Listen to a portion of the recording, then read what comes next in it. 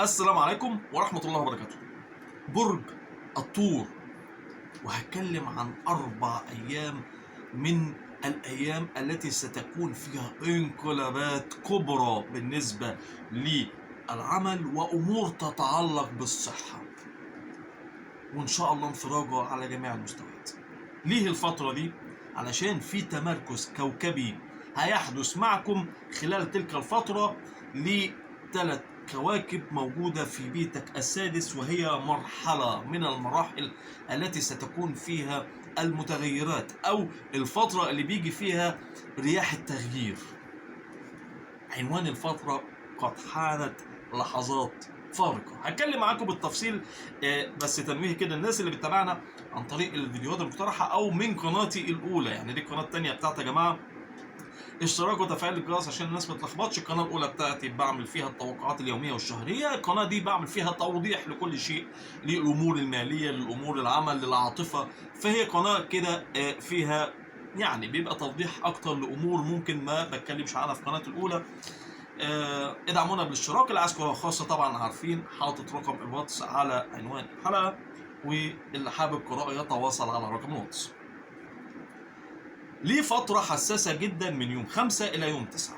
عايزين نتكلم في البداية إن في تمركز للشمس والمريخ حاليا في بيتك السادس، بيت العمل والصحة. طيب، بيت العمل والصحة، وجود الشمس يعطي حظوظ وده اللي موجود، لكن المريخ ملخبط الدنيا في نفس البيت.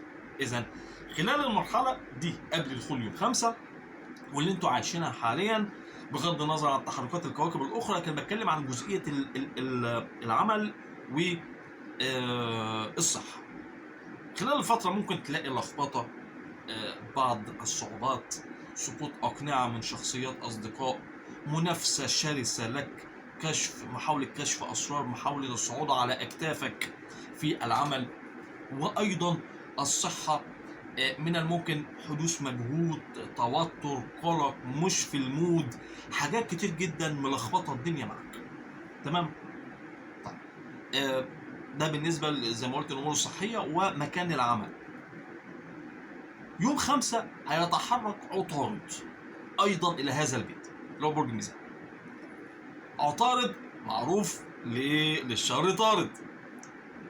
اذا عندكم مرحلة كده تقدمية، ومرحلة هتكونوا فيها 100 والصحة بأمر الله هتكون بعافية أكتر، لكن هيترتب على ده حالة فوقان من الغيبوبة التي أصابت الكثيرين خلال تلك التحركات الكوكبية من آخر أو من الشهر اللي فات لغاية دلوقتي، خاصة في الصحة والعمل.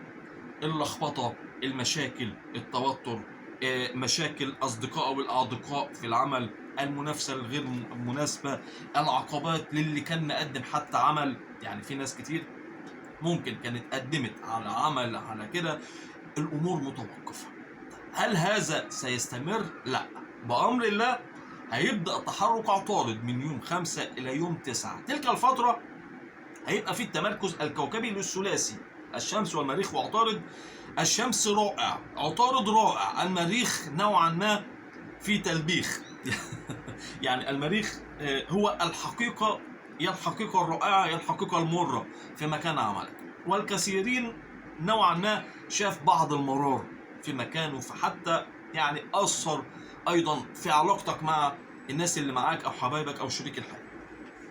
خلال الفترة بتقدم عطارد بداية من يوم 5، عطارد زي ما قلت للشهر طارد، هتبدأ الأمور تتظبط وهتبعد عن اللي يعمل لك مشاكل وعبط هتبدأ الأمور تتحسن، هتبدأ تشعر إنك هتبدأ تسيطر على أفكارك، هتبدأ تحدد أهدافك وتمشي خطوة خطوة بطريقة أفضل، هتبدأ إنك تظبط الامور الصحيه عندك، وعندك حظوظ بامر الله. وانا اتكلمت في الطاقه العامه ليكم في التوقعات الشهريه ان شاء الله في فتره تنعموا بالصحه والايجابيه وبدايه الشفاء بامر الله. بندعي الشفاء لكل الناس فترة أيضا هتبدأ تهتم لنفسك، الكثيرين اللي ما كانوش مهتمين بنفسهم. تاني حاجة، هتبدأ مشاعرك اللي مخبيها تظهر على السطح. تاني، مشاعرك اللي انت مخبيها هتبدأ تظهر على السطح غصب عنك. يعني مش هتقدر انك تستحمل او تتحمل المنافق، مش هتقدر انك تكون نوعا ما متنازل عن حق لك، حق في مكانك، حق مادي، حق شغلك. انت زي ما قلت كده، ناس كتير جدا حاولت انها تطلع على اكتاف الكثيرين من ابناء برج الثور خلال الفتره اللي فاتت، ودي طاقه، هي مرحله. هتبدا العدل بدايه من يوم 5 بتقدم عطارد، ويحدث معك جرد لكل شيء في حياتك، وتعديل ايضا سلوكك مع الناس حواليك. يعني هيبقى عندك اكثر حذر، فرمله هيكون بتشغل عندك الفرامل. مشاعرك الحاسه السادسه هتزيد عندك جدا خلال الفتره. النجاح في عمل، البعض يبدأ تفكير جديا في الانتقال من مكان إلى مكان آخر، والأمور تتفتح قدامك.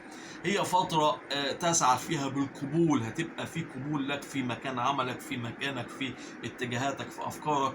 فترة ستكون من الفترات الرائعة التي هتضيف إليك إيجابية، هتضيف إليك طاقة، أيضا في تمرد كبير جدا منك اتجاه البعض. ودي نقطة برضو من الممكن أن تكون نتيجة للتراكمات، لأن مشاعرك هتظهر أمام الناس بالنسبة لشكلك. الكثيرين منكم هيبدأ يفكر جديا في رجيم مثلا معين في الأكل. أنا عارف برج الثور بيموت في الأكل، يعني بيحبوا الأكل جدا. هتبدأ انك تشوف في الصحة، هتبدأ انك تسعى لإيجاد حلول لمشاكل الصحية، هتبدأ انك يعني تتنازل عن ما يسيء إلى صحتك اللي انت بتعمله عامل لك مشكلة في الصحة. في كده جديد وفي طاقة حلوة مع إذا اللخبطة والقلق والتوتر هتنهي، ومع النهاية اللي هتنهيها دي علاقات تنتهي. مع النهاية اللي هتنهيها علاقات تنتهي، علاقات هتوقفها، هتنهيها، علاقات مش هتكمل فيها، سواء صداقات أو شراكات. فترة مهمة وفترة تستعيد فيها السيطرة على أمورك في العمل والصحة. حاجة تاني التنويه، الناس اللي بتتابعنا عن طريق الفيديوهات المقترحة، دي قناتي الجديدة يا جماعة، ما تنسوش إن دي قناتي الجديدة. ادعمونا بالاشتراك وتفعيل الجرس علشان يوصلك مننا كل جديد.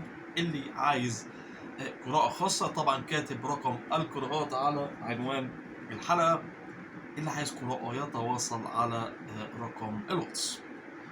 يا رب كده حبايبي برج الثور هتستعيدوا مكانتكم في العمل، تستعيدوا مكانتكم وسط الناس ونظرة الناس ليكم. فترة إن شاء الله تكون بخير وتكون بأمن وأمان. السلام عليكم.